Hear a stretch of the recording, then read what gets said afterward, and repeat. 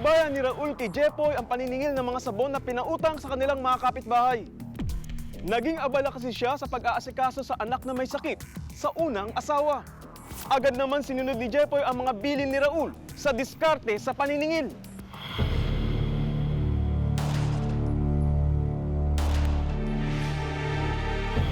Tingnan mo, dahil sa'yo sabon, kumikinis ka, Bumuputi ka kaya? Sa pamamagitan na maitinurong diskarte ni Raul, natutong maningil sa mga customer ng sabon si Jepoy. Buha ka ulit sa akin, 2 box, next week. Ganda ang balat mo, Buti, Ang pera kasing makokolekta ni Jepoy, inaasahan ni Raul para sa pambili ng gamot ng anak na may sakit.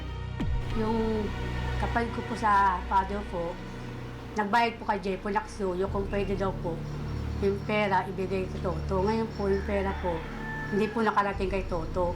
Binabenta niya sa kabila, tapos nung kukunin niya na yung bayad, kinuha yata ni Jepoy yung bayad. Tol, Pasensya na, Tol. Pabalik ko na lang. Tol. Subalit sa hindi inaasahang pagkakataon, matapos ang ilang araw na paniningil ni Jepoy, hindi nito na-entrega kay Raul ang mga nakolektang mga pera. Binentahan niya rin ako ng sabong ganyan, hindi ako pumuli.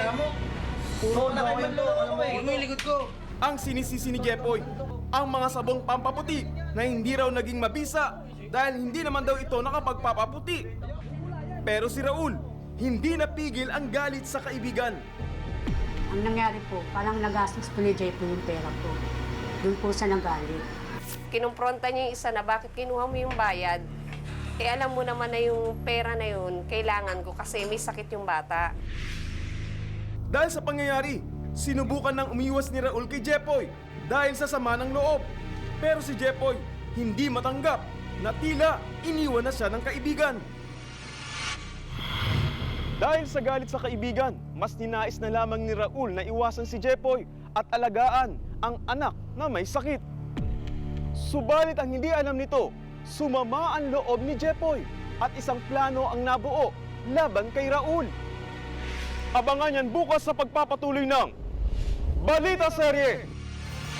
Be sure to come back. Use 5 everywhere. Copyright 2016.